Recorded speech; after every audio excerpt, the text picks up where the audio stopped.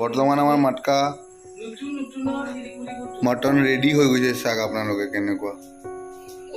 কেনেকুৱা ফ্লেভাৰটো ধুনীয়া লাগিছে খাই। আমি খোৱা নাই, খাম এতিয়া।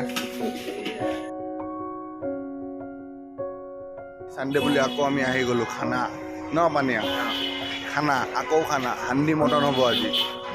আপোনালোকক কেনেকৈ বনাম, কেনেকৈ কি কৰিব লাগে চব দেখাই যাম। আপোনালোকে লাইক ছাবস্ক্ৰাইব কৰি যাব। আজি আমি ঢাকনি লৈ লৈছোঁ, ঢাকনি আৰু হাণ্ডি। এইটো হাণ্ডি আমাৰ। আজি আমি হাণ্ডি মটন বনাব মোচা যায়। আপোনালোকে ভিডিঅ' পাই থাকিব আপডেট।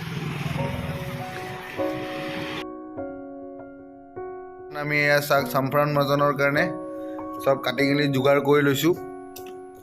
ৰেডি আৰু হ'ব এতিয়া আমি এইটো ধুনীয়াকৈ তাক পেষ্টিং কৰি কিনে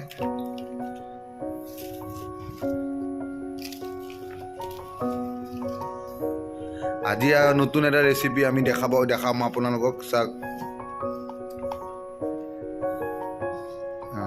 নতুন ৰেচিপি হ'ব এইটো। বৰ্তমান ইয়াত চব মছলা দি দিয়া হৈ আছে। চাওক ধুনীয়াকৈ মছলাখিনি চব ইয়াত দি কেনে আমি পূৰা মিক্সিং কৰি কেনে অলপ টাইমৰ কাৰণে থৈ দিম।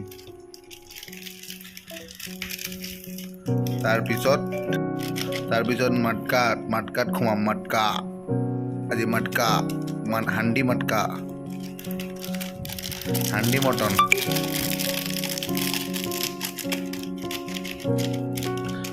পুৰা কেঁচা গৰম মছলা চব ইয়াত দি দিব লাগিব। মাংসটো ইয়াতেই মানে হৈ যায় আৰু খালি কেঁচা হৈ থাকে। বৰ্তমান আমি ইয়াত বহুৱাৰ পিছত গম পাব আপুনি। হাণ্ডিত ভৰাই কেনে থ'ব লাগিব 1 ঘণ্টামান।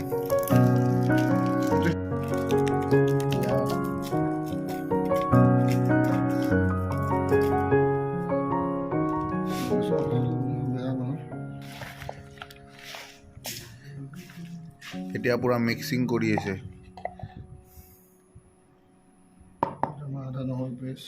আদা নহৰু পেষ্ট ধুনীয়াকৈ এতিয়া দিছোঁ। পুৰা মিক্সিং কৰিম এতিয়া পুৰা মাংসটোৰ লগত।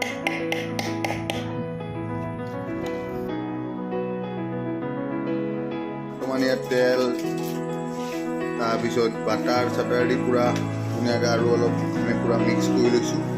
এতিয়া মাটকাত সোমাম অলপ পাছত। আপোনালোকক দেখাই যাওঁ আপোনালোকে কেনেকুৱা হৈছে ক'ব আমাক। এনেকৈ কৰি মাটকাটোত আগত তেল দি ল'ব লাগিব। তেল দি কিনে মাটকাটোত পুৰা তেলটো খুৱাব লাগিব চবফালে, চাৰিওফালে।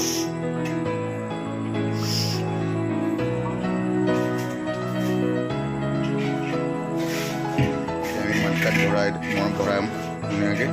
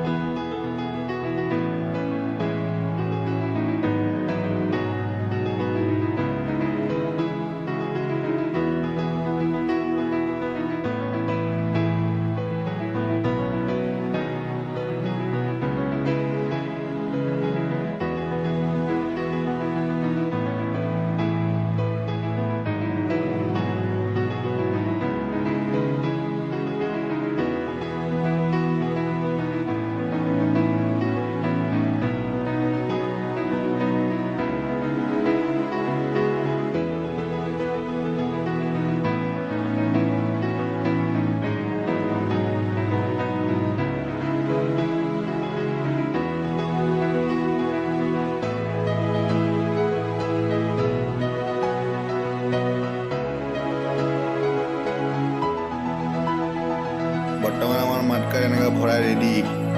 এতিয়া আমি 1-1.5 ঘণ্টা এইটো পূৰা চিল কৰি কেনে চব ভৰাই দিছে। মাটকাটো আমাৰ জুইত বহাম 1-1.5 ঘণ্টাৰ কাৰণে। তাৰপিছত হৈ যাব। তাৰপিছত আপোনালোকক দেখাম কেনেকুৱা হয়। বৰ্তমান আমাৰ মাটকা মটন ৰেডি হৈ গৈছে। চাওক আপোনালোকে কেনেকুৱা ফ্লেভাৰটো ধুনীয়া লাগিছে খাই। আমি খোৱা নাই, খাম এতিয়া। এয়া বৰ্তমান আমি খাব বহি গ'লোঁ আৰু আমাৰ মাংস আৰু লগত আমি এয়া তৰকাও মঙাইছিলোঁ গ্ৰেভি কমি গ'ল যে আমাৰ সেইটো কাৰণে খানা হৈ আছে খানা হৈ আছে এয়া আহিছে খাবলৈ ওলাব